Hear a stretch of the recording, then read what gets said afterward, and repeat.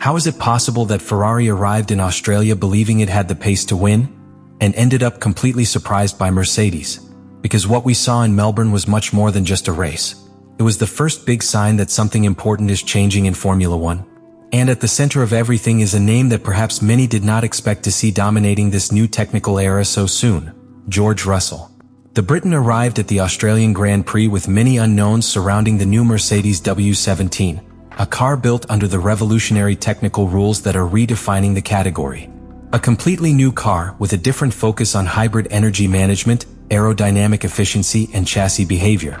In theory, all teams needed time to understand these machines. But what happened on the track told a completely different story. Because while some teams were still trying to understand the behavior of their cars, Russell seemed to have found something special in the W17 since Friday itself. What began as a difficult session in the first practice sessions, with clear problems of understeer and lack of balance, transformed in a matter of hours into a performance that left the entire paddock watching with attention. Mercedes made key adjustments overnight, and suddenly the car began to show extraordinary race pace, especially on long runs on hard tires, where Russell set times that no one expected to see so early in the season. The Australian Grand Prix weekend began with many doubts around Mercedes. The team arrived in Melbourne with a completely new car, the W17, designed under the revolutionary technical regulations that redefine multiple aspects of Formula One, from hybrid energy management to aerodynamics and chassis behavior. In theory, all the teams were entering uncharted territory, trying to understand how to get the most out of these new cars. But what no one expected was that one of the drivers managed to figure out how his car worked as quickly as George Russell did during that same weekend. Curiously, the beginning was not promising. During the first free practice session, Russell faced a car that was not yet in its sweet spot. The W17 showed complicated behavior in the corners, especially a fairly marked understeer that made it difficult to enter the fast turns of the Albert Park circuit. At that time, it seemed that Mercedes was experiencing a situation similar to that of previous seasons, where finding the perfect balance of the car was a slow process and full of constant adjustments. But what happened next would completely change that perception. During the night between Friday and Saturday, Mercedes engineers made important modifications to the car's configuration. Adjustments to the aerodynamic balance, changes to the grip distribution, and an optimization of the car's behavior in long runs allowed the W17 sensations to be completely transformed on the track.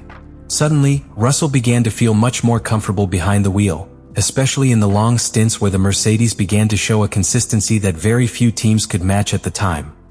The real warning sign for the rest of the grid appeared in the second practice session. Russell began to set very competitive times, but the most important thing was not the isolated fast lap. It was the race pace. In long simulations with hard C3 tires, the Briton recorded consistent laps around 123, with impressive stability in tire wear and notable efficiency in hybrid energy management. That combination of speed and wear control became one of the most determining factors of the weekend. And Albert Park is not just any circuit. It is a track that requires an extremely precise combination of efficient aerodynamics, corner exit traction, and intelligent electrical energy management. The fast sectors of the Australian track penalize any small imbalance in the car, and that was precisely where the Mercedes W17 began to stand out against its rivals. Telemetry data revealed that the car was particularly efficient in fast corners, where it maintained stability and speed without compromising tire wear too much. Even within the Mercedes team itself, the difference was noticeable. Kimi Antonelli, the young rookie who shared the garage with Russell, admitted that he was still having difficulty managing the battery and the balance of the car correctly in some phases of the lap. Meanwhile, Russell seemed to have found an immediate connection with the car, a kind of synchronicity between driver and machine that does not usually appear so quickly when dealing with a completely new car. That was the first big warning for the rest of the teams. Because in a matter of hours, Mercedes had gone from looking like a project still in the learning phase to showing clear signs that the W17 could become an extremely competitive machine.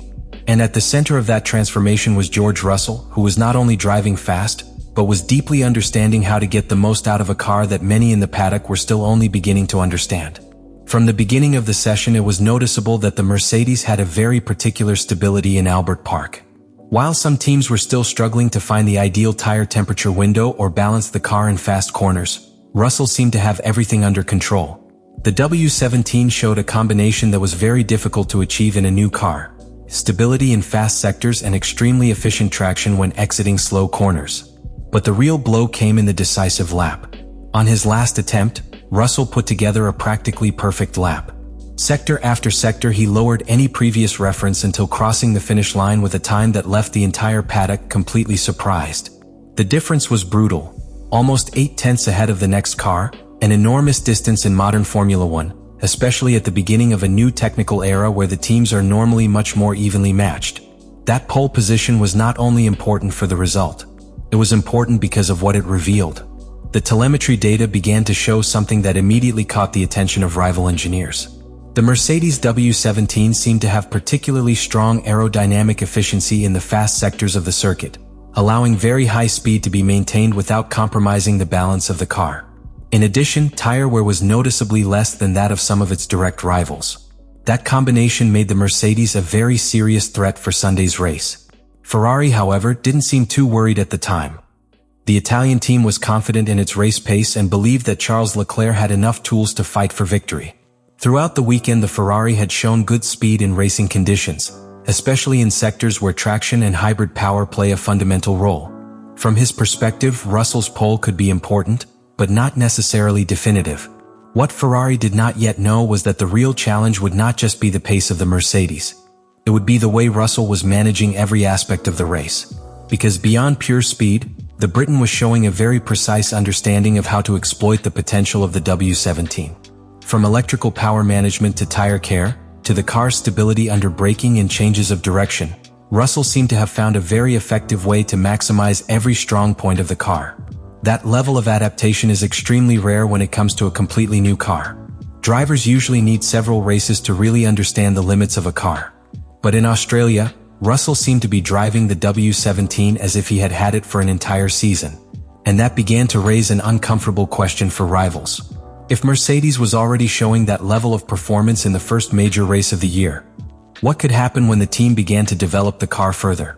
When Sunday finally arrived and the lights went out at Albert Park, it was clear from the get-go that the race would not be a cakewalk for George Russell. Ferrari was ready to fight. Charles Leclerc made an aggressive start, and in the first laps an intense battle for the lead began that immediately raised the tension on the Australian circuit. During the first laps, the two drivers staged one of the most spectacular duels of the weekend. Russell and Leclerc exchanged first position on several occasions, attacking each other under braking and taking advantage of every available DRS area. It was a very technical fight, where both drivers demonstrated absolute precision in the fast corners and enormous confidence in the stability of their cars. In just the first 10 laps they changed the lead of the race up to 6 times, a clear sign of how close the fight between Mercedes and Ferrari was at that initial moment of the Grand Prix. However, in a Formula One race not everything depends solely on the pace on the track. Strategy always plays a decisive role. And it was precisely there where the Australian Grand Prix completely changed direction. On lap 11 the key moment of the race appeared. A virtual safety car caused by an incident that forced the competition to be temporarily neutralized. At that moment all the teams had to make a quick decision. Stopping in the pits during a virtual safety car can mean a huge strategic advantage, because the time lost during the stop is considerably reduced. Mercedes reacted immediately, not Ferrari. The Italian team decided to stay on the track, betting on preserving the position instead of taking advantage of the cheap stop. On paper it may have seemed like a reasonable strategy, but in practice it ended up being a very costly mistake. As Russell made his stop under favorable conditions, Ferrari lost approximately 10 seconds net compared to Mercedes' strategy. That moment completely changed the development of the race. From there, Russell began to have absolute control of the situation. With clean air and a clear strategic advantage, the Briton was able to manage the pace without needing to take unnecessary risks. The Mercedes W17 once again showed its main strength, an extremely efficient combination of constant speed and low tire degradation. Meanwhile, Ferrari was beginning to realize that the chance for victory had slipped away. Leclerc continued to push as hard as he could, but making up for lost time was practically impossible. Each passing lap confirmed that Mercedes had the situation completely under control.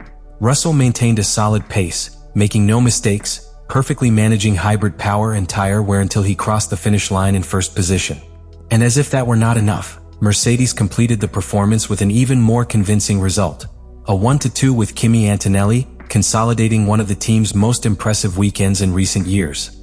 The victory was important, but the message it left was even bigger.